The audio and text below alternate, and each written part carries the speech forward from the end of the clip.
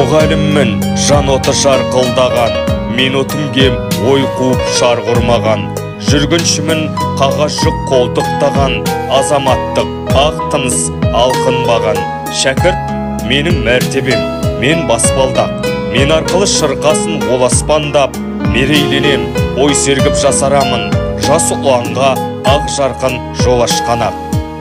Осы өлең жолдары менің мұғалімдік миссиямды айқындап тұрғандай.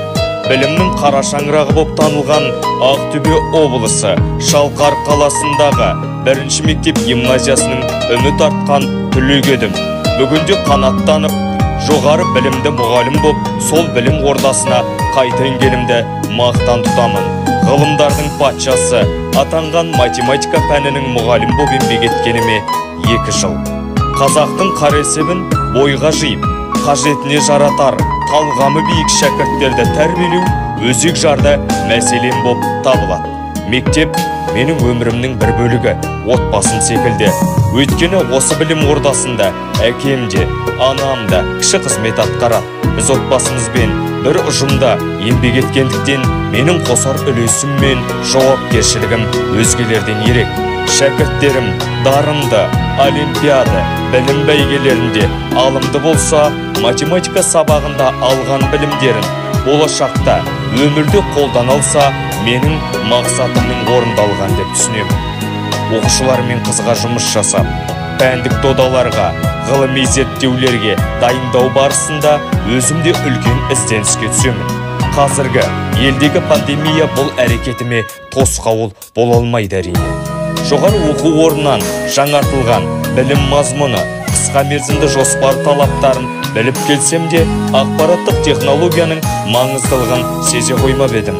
Жас маман боп 2-ші жылға қадам басқанда, қашықтықтан оқыту еш сылтау айтқызбай, жан-жаққа мойын бұрғызбай, өмір толқыны үлкен көштен қалдырмай, актының тізгінін қолыма беріп, педагогтардың қатарына ілестіртті жіберді. Қашықтықтан оқыту арқылы еңбектің, кәсіптегі өмірдің, педагог қызметінің маңыздылығын терең түсіндім. Ол тұрғыда кез келген мұғалім үшін педагогиялық өзін-өзі дамытуға деген қабілет маңызды болып табылады деп ойлаймын.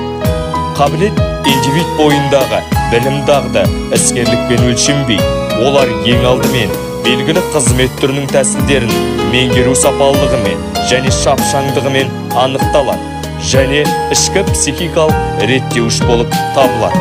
Тұлғаның өзін-өзі дамыту түсінігі бұл адамның түрлі мақсатты қызметі барысында қызмет қабілеті мен өзге де жеке қасиеттерінің толығу үрдісі. Қашықтықтан оқыту кезінде түрлі білім платформалар, онлайн сабақ құрастыру, кері байланыс жасаудың онлайн тәсілдерін игердім. Кәнігі видеограф, фотографтардың кәсібін математикаға оп-оңай икемдеп алдым десе де болады. Бұрын студияға ақылы қызметке жүгінетін әрекеттердің бәрін аз уақытта өзім меңгеріп алдым.